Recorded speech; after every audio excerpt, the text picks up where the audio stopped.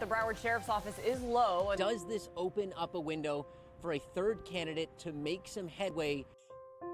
Right now, there are only 3 people that have even raised more than $60,000 in this race. Current sheriff, Scott Israel, and then yourself. Tell me, I mean, people are saying, especially right now, that with this latest no confidence vote with Sheriff Tony and former Sheriff Israel had one himself, does this really open a door for someone like yourself to really make a move here? I believe so, and I think it's I think the timing is right. I think the people in Broward County want to change, and when you got 2 sheriffs back to back, the first vote of no confidence was in 2018, and then we just had one, as you very well know, in the last 24 hours. I mean, this is something throughout my history of BSO has never happened before. And I spent more than 35 years there. I mean, I can recall the times when deputies didn't have a voice. We didn't have unions. But now, we do have unions that are there to protect, the employees. Tell me, I mean, there are people that'll say, you just haven't raised enough money, you're just not visible enough. Do you feel like either A, this gives you an opportunity to increase that, or B, do you feel like that is true? I think it just gives me more time to increase it. What has happened in the last couple of months here, as we already know, about this pandemic, that occurred. So that's sort of like slowed things down. But I was in my opinion, and my campaign, we was there, very competitive. And we're going to continue to be, competitive. We're going to get there. We want to be that option, that we give people. That's what I was going to say. What do you want people to know about you? Just in all honesty, you are less known than the other 2. They just have the name recognition just from being in the positions that they were.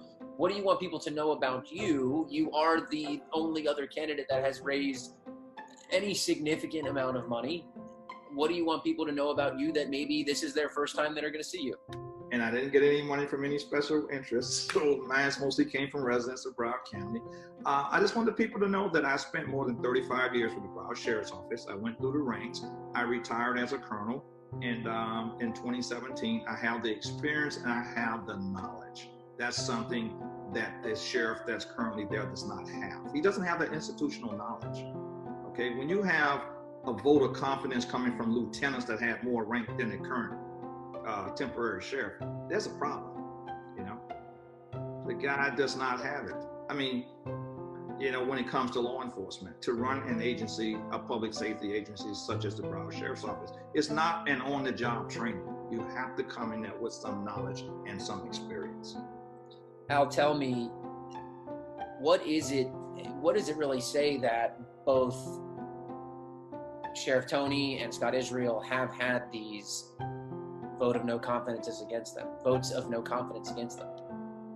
It goes and show, well, what it shows me and it shows the people of Broward County is that they failed, that there was a failure. And it's not that BSO is a failure. This occurs at the top, okay? This happens in the command level when you don't have the experience or the know-how to lead. To have that leadership role. We can talk about leadership, but you have to be able to perform it.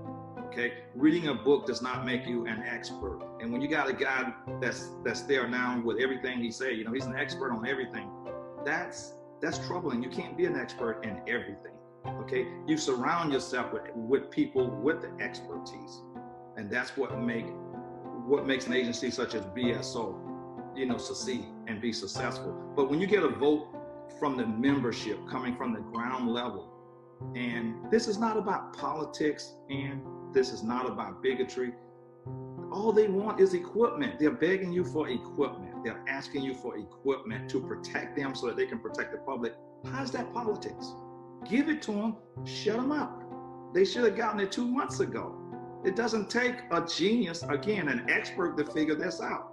I mean, the equipment is rolling in now, but it's after the fact. BSO has the highest number of coronavirus, from any other law enforcement other than the city of New York, which has over 40,000 employees.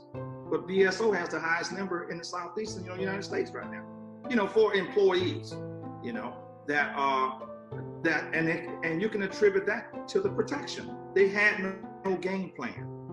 They had no plan of action for this virus. Okay, you have to prepare for these things. When you get the first onset, you should have had command meetings every day and start preparing. Why is it that Dade County doesn't have these problems, Palm Beach doesn't have these problems, and the other 65 counties? It's 67 counties in the state of Florida. Why is it always Broward County? No matter what, we fail in. Why? That goes to show you it's not the men and women that are on the front line. It starts at the top. The inexperience. So that's perfect. The one other thing, and I sort of asked you this before, but I want to give you an opportunity even to address it again.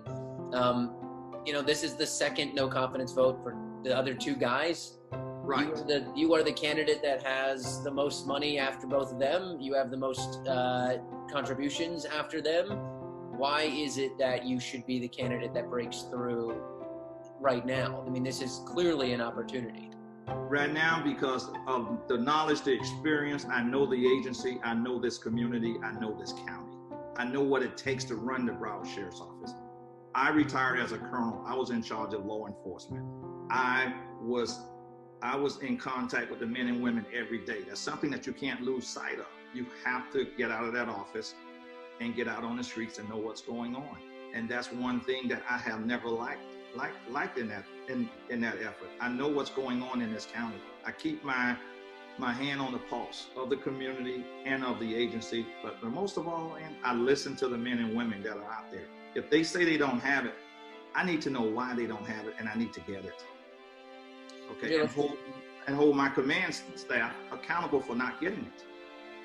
Realistically, what is it going to take for you to gain enough recognition in the community to be a real player? What is it going to take for you?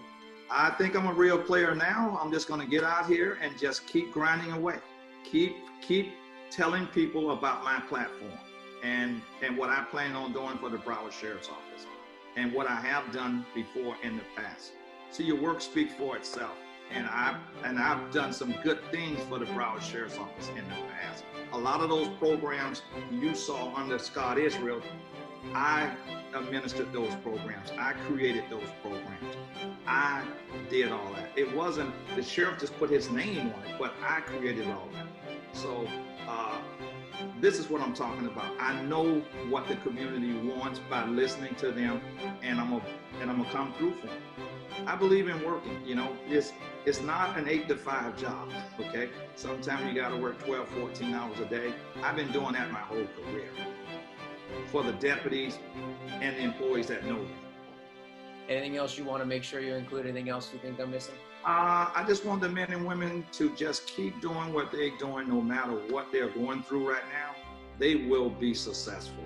I can guarantee them that. A new leader will emerge in 2020 November and in August, and they will be successful. Okay, and just tell people, hey, go to my website, Pollock 2020. You can learn, and you can see, my platform.